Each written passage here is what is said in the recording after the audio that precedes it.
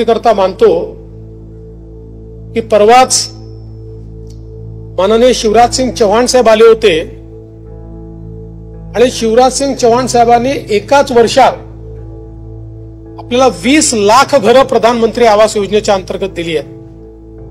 हा देशातला रेकॉर्ड आहे। म्हणजे अनेक राज्यांना 10 वर्षात देखील 20 लाख घरं मिळालेली नाही। महाराष्ट्रामध्ये पहिल्यांदा आपण 2022चं जे टार्गेट ठेवलं होतं ते एससीसीच्या यादीप्रमाणे ठेवलं होतं।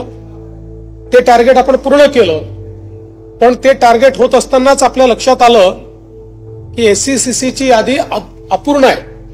म्हणून आपण केंद्र सरकारकडे विनंती केली की यादी चुकीची बनलेली आहे, 2011ची यादी आहे आणि म्हणून आम्हाला पुन्हा घरांचं रजिस्ट्रेशन करण्याकरता संधी द्या।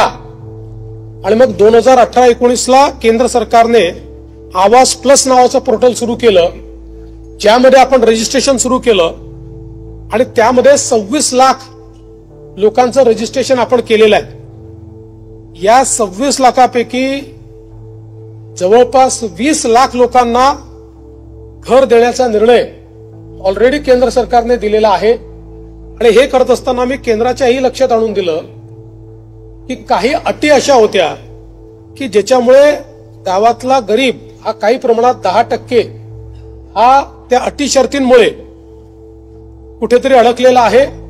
त्या सगळ्या अटी शर्ती केंद्र सरकारने आता रद्दबादल केलेल्या आहेत आणि म्हणून आता अजून एकदा रजिस्ट्रेशन करून एक फायनल रजिस्ट्रेशन आम्ही करू आणि पुढच्या 5 वर्षांमध्ये या सगळ्या लोकांना त्यांचं हक्काचं घर आम्ही देऊ।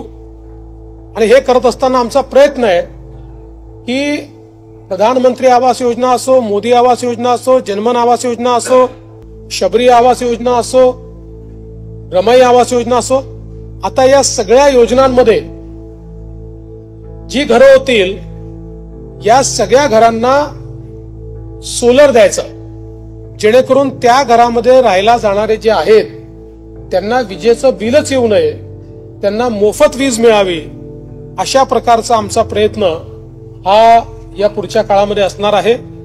तर म्हणजे अशा अनेक तर मित्रांनो, प्रधानमंत्री आवास योजना या योजनेची थोडक्यात माहिती आपण या व्हिडिओमध्ये जाणून घेऊयात। तर तुम्ही पाहिलं तर ग्राम विकास विभाग ज्यामध्ये प्रति लाभार्थी दिले जाणारे जे काही अनुदान आहे ते कशा पद्धतीने आहे ते समजून घ्या। ग्रामीण भागामध्ये 1,20,000 एवढे अनुदान आहे। हे अनुदान थोड्या दिवसांनी वाढू सुद्धा शकते। मुख्यमंत्र्यांनी माहिती दिली आहे की हे अनुदान अजून वाढणार आहे। तर आता जर पाहिलं तर ग्रामीण भागामध्ये 1,20,000 रुपये एवढं अनुदान हे लाभार्थ्याला दिलं जातं। डोंगरी भागामध्ये जर पाहिलं तर 1,30,000 रुपये एवढं अनुदान आहे। आता सदर लाभार्थी निवडीचा जो काही अधिकार आहे तो गावाचे जे काही ग्रामसभा होते त्या ग्रामसभेत जे आहे ते देण्यात आलेला आहे। आता ही जी काही निवड आहे त्याची प्रक्रिया कशी असते ते पहा।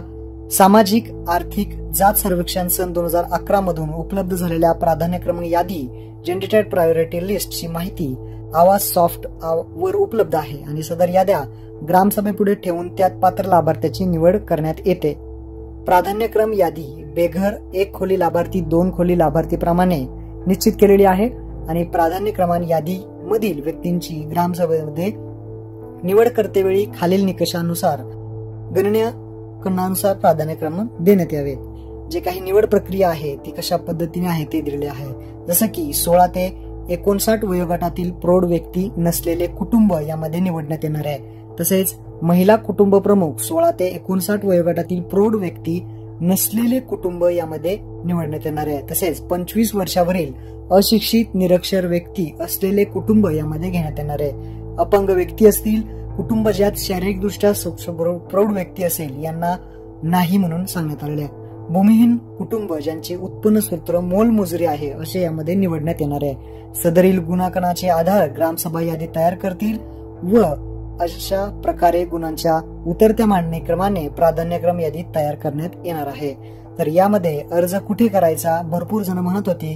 आवास योजना ग्रामीण भागात जर तुम्ही पाहिलं तर याचा अर्ज ऑनलाईन होत नाही, याचा अर्ज ग्रामपंचायत आणि पंचायत समितीमध्येच होतो। तर तुम्ही शेजारी ग्रामपंचायत आणि पंचायत समितीमध्ये आपली कागदपत्रे घेऊन जायचं आहे। आता ही कागदपत्रे कोणकोणती आहेत ते आपण इथे समजून घेऊयात। तर इथे पाहू शकता की आवश्यक कागदपत्रे जर पाहिली तर 7/12 उतारा, मालमत्ता पत्र नोंदपत्र, 7/12 उतारा जर नसेल तर मालमत्ता पत्र नोंद देऊ शकता किंवा ग्रामपंचायतचं प्रमाणपत्र देऊ शकता, जातीचं प्रमाणपत्र, आधार कार्ड, रेशन कार्ड किंवा निवडणूक ओळखपत्र किंवा विद्युत बिल यापैकी एक तुम्ही यामध्ये देऊ शकता. त्यासाठी नंतर मनरेगा जॉब कार्ड, बँकेची एक पासबुकची झेरॉक्स इथं लागणार आहे.